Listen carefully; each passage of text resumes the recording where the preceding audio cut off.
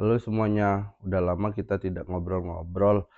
Setelah saya vakum beberapa tahun di channel YouTube, kayaknya sayang kalau seandainya channel YouTube ini dianggurkan. Apalagi saat ini semuanya sudah serba digital dan semuanya orang-orang sudah mulai aktif di sosial media. Kayaknya ketinggalan kalau kita tidak memanfaatkan sosial media. Nah, salah satunya adalah melalui YouTube ini. Mungkin YouTube ini akan digunakan sebagai, saluran untuk tukar pendapat atau diskusi dengan teman-teman sekalian maupun menyampaikan opini, apapun itulah mungkin, bisa mengenai topiknya investasi atau mengenai keuangan atau mungkin mengenai hal-hal lain yang bisa menjadi, perbincangan untuk kita semua. Dalam kesempatan kali ini saya sebenarnya sih ingin mengangkat, salah satu tema, yaitu, mana yang lebih baik antara membeli rumah secara KPR atau membeli rumah dengan metode membeli tanah terlebih dahulu lalu, dibangun.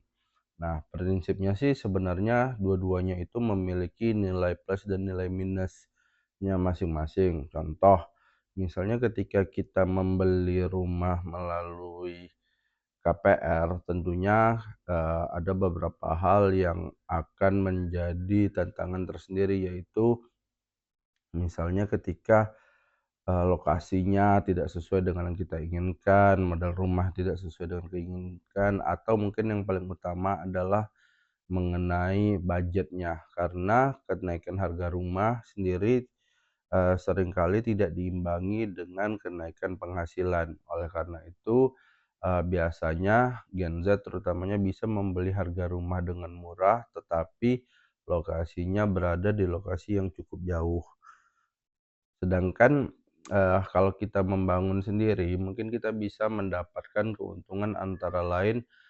Yang pertama mungkin bisa lokasinya sesuai dengan yang diinginkan, yang kedua setelah lokasi mungkin model rumahnya bisa, sesuai dengan yang diharapkan. Namun setelah itu, ada tantangan tersendiri yaitu biaya pembangunan rumah.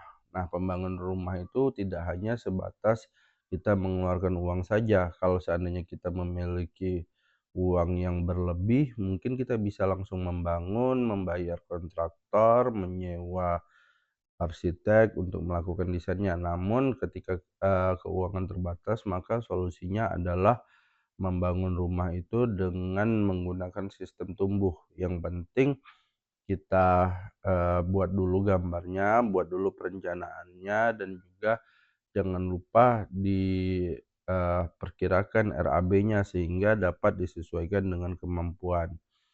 Nah, sedangkan kalau, KPR itu biasanya bank sudah menalangi terlebih dahulu, namun proses peminjaman di bank itu tidaklah mudah.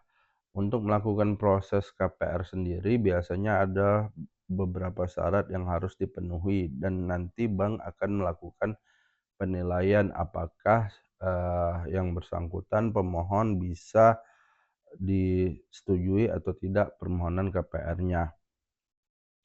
Apabila tidak, tentunya, kita harus menyesuaikan lagi dengan kriteria bank tersebut.